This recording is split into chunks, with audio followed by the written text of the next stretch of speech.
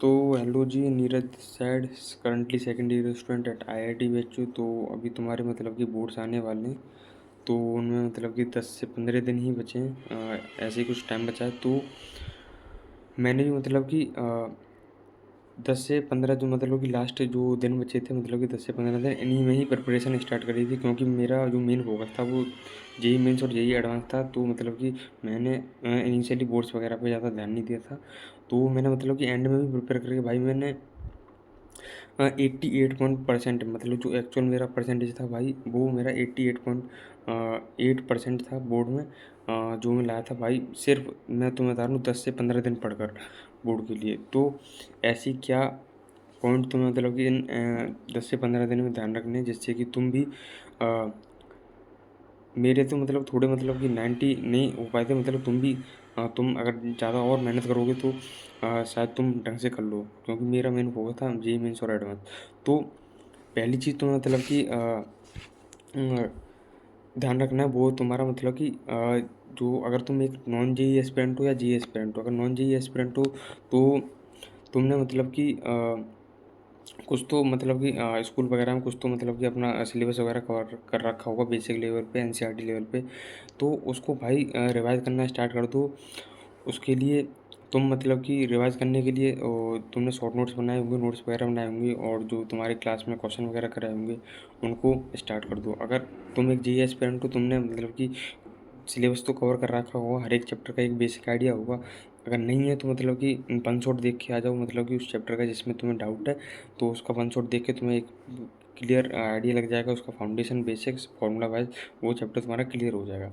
फिर उसके बाद तो तुम्हें भाई अगर तुम्हें माइंडसेट को अपना शिफ्ट करना पड़ेगा कि भाई तुम अगर एक जेईई एस्पिरेंट हो, तुम एक क्वेश्चन को मतलब मान के चलो 3 से 4 लाइन में सॉल्व करते हो, मगर अब तुम्हें उसी क्वेश्चन को एक डेरिवेशन प्रॉपर डेरिवेशन करके भाई पूरा एक पेज बनना है भाई।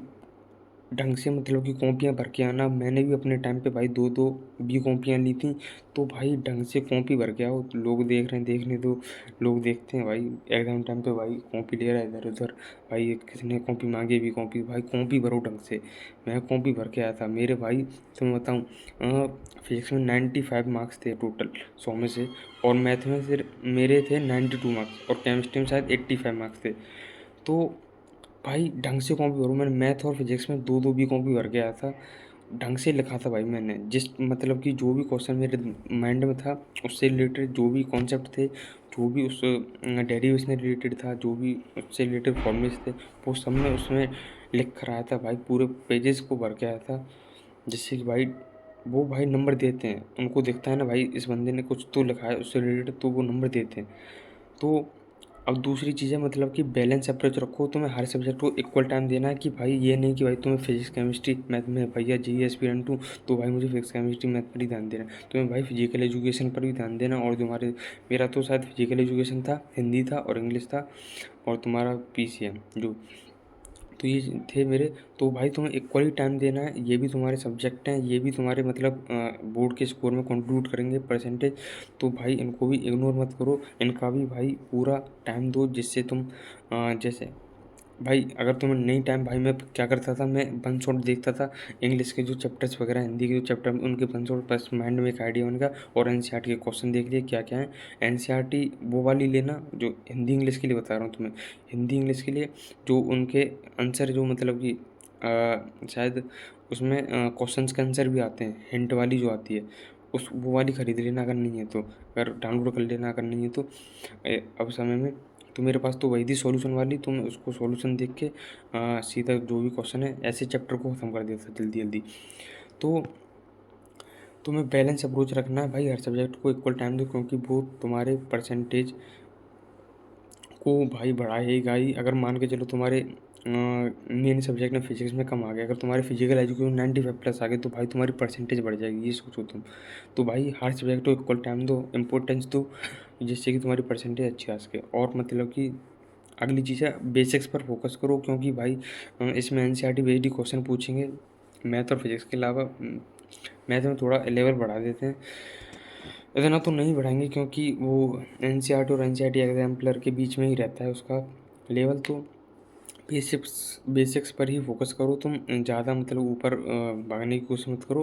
अभी जितना तुमने मतलब कर रखा है फॉर्मूला बेस्ड, उनके सिर्फ क्वेश्चन लगा के चले जाओ, डेरिवेशन और उसका जो पूरा माइंड मैप बना लो, या माइंड मैप नहीं बना सकते उसका शॉर्ट नोट्स वगैरह तो होंगे ही, अगर डाउनलोड कर लो, नहीं है तो उसका बार बार रिवीजन करते रहो।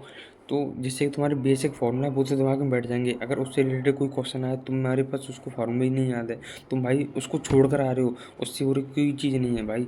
उसको छोड़ के आने की बजाय भाई उसमें तुम उससे रिलेटेड कोई फार्मूला लिख दोगे ना, तब भी वो बहुत सही चीज़ है। वो जो चेक करने वाला वो तुम्हें नंबर दे देगा कुछ ना कुछ, वो उसे लगेगा कि भाई इसे कुछ तो पता है इसके बारे में।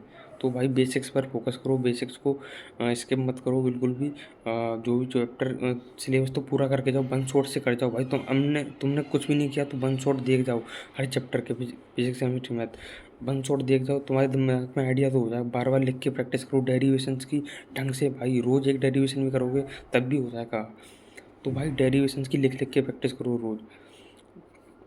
फिर है तुम्हारा मतलब कि एनसीईआरटी पे फोकस करो भाई, कोई अदर बुक मतलब फोकस करो कि भाई इसके लिए केमिस्ट्री के लिए फिर इसके लिए तो भाई एनसीईआरटी फोकस करो। अगर तुम्हारा लग रहा है कि भाई मैथ में कि हाँ तुम्हारा सही लेवल है, एनसीईआरटी क्वेश्चन सॉल्व हो रहे हैं, तो थोड़ा उसमें बैरी चाहिए तुम्हें क्वेश्चंस का, तो तुम जेई मॉड्यूल्स के क्वेश्चन ले सकते हो, या फिर मतलब कि तुम्हारे एग्जाम्पलर के क्वेश्चन उनको ले सकते हो। तो भाई एनसीईआरटी पर ही फोकस करो। एनसीईआरटी केमिस्ट्री और तुम्हारी फेस के लिए तो भाई तुम ढंग से चाट के चले जाओ, रट के चले जाओ भाई, जिससे कि तुम मतलब कि एनसीईआरटी बेस्ड ही आएंगे भाई, उससे बाहर तो क्या ही आएगा। ठीक है, फिर उसके बाद तुम्हें कि एनसीईआरटी बेस्ड तो रखना ही है, तो उसके बाद तुम्हें ये सैम्पल पेपर खरीद लेना। अगर नहीं खरीदे तो उनका पीडीएफ फॉर्मेट भी मतलब कि बहुत सारे वेबसाइट पे मिल जाता है उनको भाई। उनके सॉल्यूशंस होते हैं, मतलब कि उनको लो, उनको भाई ढंग से लिख लिख के प्रैक्टिस करो क्वेश्चंस की। और उसमें मतलब कि जो सैम्पल पेपर होते हैं उसमें माइंड मैप्स होते हैं, जिससे कि तुम मतलब कि उस चैप्टर को एक बार पूरा गो थ्रू हो सकते हो। तो उसको भी मतलब कि यूज़ करो। सैम्पल पेपर में मतलब कि जो प्रीवियस ईयर क्वेश्चंस होते हैं उनको भाई लिखने का तरीका देखो, बार बार उनको लिखने की प्रैक्टिस करो, जिससे कि तुम्हारा मतलब कि लिखने की प्रैक्टिस तो रहे। जो तुम शॉर्ट में मतलब कि क्वेश्चन सॉल्व करके बस स्किप कर देते हो जेई में, वो नहीं करना है भाई। पूरा क्वेश्चन को सॉल्व पेज भरो ढंग से। और मतलब कि मॉक के लिए मतलब कि एक दो मॉक तो मतलब तुम लगा के ही जाना, मतलब कि अपने बोर्ड एग्ज़ाम से पहले। तो जब तुम मॉक लगाने जा रहे हो तो वो जो माइंड मैप्स वगैरह हैं उनको मतलब एक बार रिवाइज कर लो, जिससे कि तुम्हारे माइंड में उसको चैप्टर के प्रति वो बेसिक फार्मूला तो बैठ ही जाए। फिर तुम्हें लास्ट में भाई कंसिस्टेंट रहो। अब भी तुम मतलब कि सेल्फ स्टडी और कंसिस्टेंट रह के अच्छा फोड़ सकते हो भाई, 90+ फोड़ सकते हो। तो भाई अब भी तुम कर सकते हो, कंसिस्टेंट रहो। जो भी मैंने बताया भाई, सैम्पल पेपर ख़रीद लो, अब भी नहीं ख़रीदें तो सैम्पल पेपर ख़रीद कर उनको सॉल्व करना। उसके सॉल्यूशन अगर तुम्हें कुछ नहीं आ रहा है, वन शॉट देख के उनका एनसीईआरटी वगैरह का वन शॉट देख के उसका सीधा सैम्पल पेपर पे जंप कर जाओ, सॉल्यूशन देखना स्टार्ट कर दो।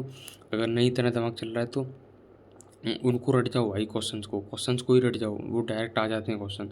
तो सैम्पल पेपर खरीद लेना, वो मेन चीज़ है। प्रीवियस ईयर तो करके ही जाना सॉल्व। शॉर्ट नोट्स तो तुम्हारे पास होंगे ही, शॉर्ट नोट नहीं है तो एनसीईआरटी के जो यूट्यूब पर चैनल है वन शॉट देख सकते हो उसका। तो भाई अब रिवाइज करवा देता हूँ मैंने क्या क्या बताया। तुम्हें मतलब कि शिफ्ट करना पड़ेगा भाई।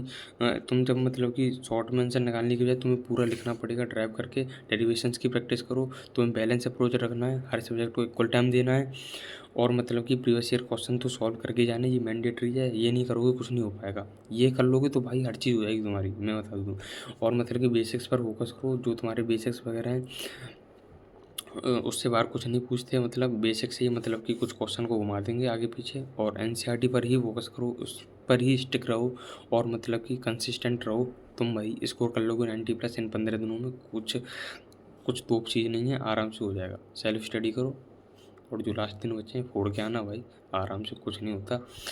और जो मतलब कि जो फिजिकल एजुकेशन वगैरह जो ऐसे सब्जेक्ट होते हैं उनके लिए भाई 2 से बस उनको लास्ट में ही टाइम देना, उनको पहले टाइम मत देना। पहले टाइम में तुम फिजिक्स केमिस्ट्री मैथ करो, और इंग्लिश हिंदी जो भी तुम्हें करना है वो करो, और उसको लास्ट में देना। मैंने लास्ट में दिया था, 90+ आराम से आ गए थे उसमें। तो बेस्ट ऑफ लक, तुम भी कर सकते हो 90 प्लस।